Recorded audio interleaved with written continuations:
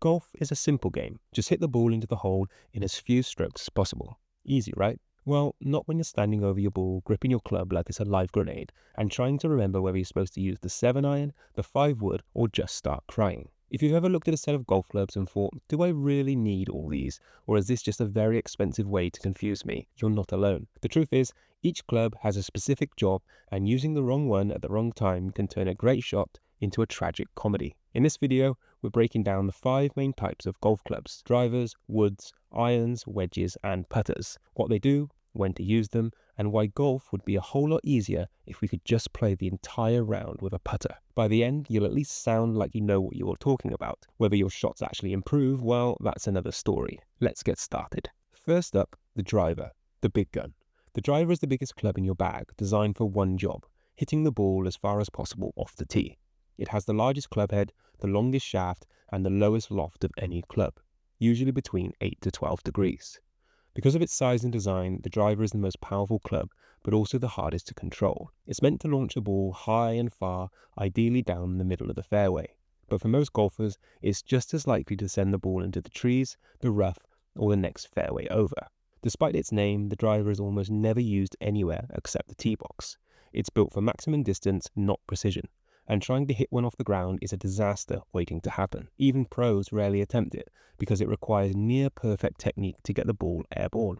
While modern drivers are made of lightweight materials like titanium and carbon fiber, older versions were made of wood, which is why people still sometimes call it a one-wood. Over the years, manufacturers have continuously pushed the limits of technology, creating bigger club heads, adjustable weights, and even AI-designed faces to help golfers hit the ball straighter and farther. The driver is the club that sets the tone for the hole. A good drive puts you in a great position. A bad one? Well, a bad one makes you wish you'd taken up a less frustrating sport, like axe throwing. Next up, fairway woods, because sometimes the driver is just too much. Woods are the next biggest club in your bag after the driver, designed for long-distance shots. They have large rounded club heads and are meant to hit the ball far, but with more control than a driver. Traditionally, woods were actually made of wood, but modern ones are made of metal, usually titanium or steel. Despite this, the name stuck because golfers love tradition almost as much as they love making the game unnecessarily complicated. The most common woods are the 3-wood and the 5-wood. The 3-wood has a loft between 13 and 16 degrees and is used when you still need distance but don't want to risk the unpredictability of a driver. The 5-wood has more loft, making it easier to hit, and is great for getting the ball in the air when you're still far from the green. Woods are mainly used for shots from the fairway or when a driver isn't the best option off the tee. They give good distance while being a little easier to control than the driver. Some golfers also carry a 7-wood or even higher numbered woods, which offer even more loft and are often used instead of long irons. If the driver is the sledgehammer of golf clubs, woods are the slightly more refined yet still powerful alternative. Think of them as the backup plan when the driver is too risky, letting you still hit it far without the added risk of needing to organize a search party. Now onto the irons, the all-purpose tools of golf. Irons are the most versatile clubs in your bag. They're used for a wide range of shots, from long approaches to short, controlled swings near the green. Unlike woods and drivers, irons have smaller club heads, with flat, angled faces designed for precision and control rather than pure distance. Irons are numbered from 1 to 9, with lower numbers, such as 3 and 4, having less loft and hitting the ball further, while higher numbers, such as 8 and 9, have more loft and are used for shorter, higher shots. Most golfers don't even carry a 1 or 2 iron anymore because they're notoriously difficult to hit, hence why hybrids were invented. A 3-iron or 4-iron is often used for long approach shots or when you need to keep the ball low in windy conditions. Mid-irons, such as the 5, 6, and 7, are great for standard approach shots to the green, giving a balance of distance and height. Short irons, such as 8 and 9, are used when you need more control and a higher ball flight for accurate shots near the pin. Irons are designed to be hit off the fairway, rough, or even from tricky lies. The grooves on the club face help create spin, which allows for better control and stopping power on the greens.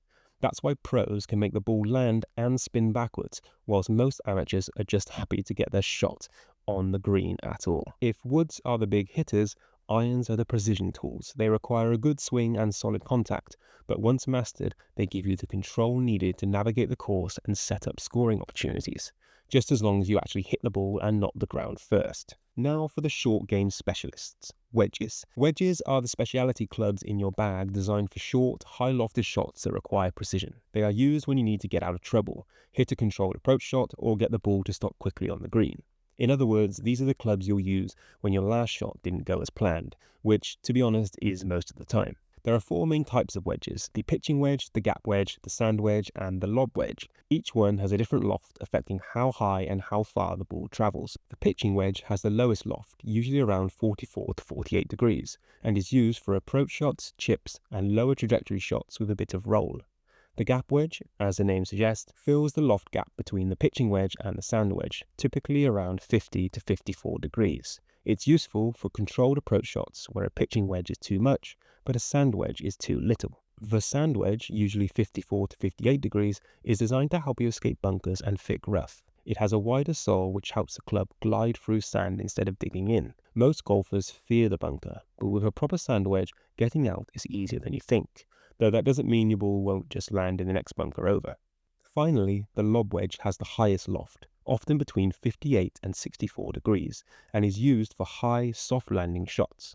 It's great for getting over obstacles or stopping the ball quickly on the green. Mastering the lob wedge can make you look like a short game wizard, but mishitting it usually results in the ball going nowhere. Wedges give you the control needed for the most delicate parts of the game. Whether you're getting out of sand, hitting a precise chip shot, or just trying to avoid free putting, a good wedge game can save you strokes and keep your score from spiraling out of control. Finally, the club that matters most, the putter, also known as the club that can either make your day or ruin your week. The putter is the most important club in your bag. You can crush a 300-yard drive, hit the perfect approach, and land just a few feet from the hole.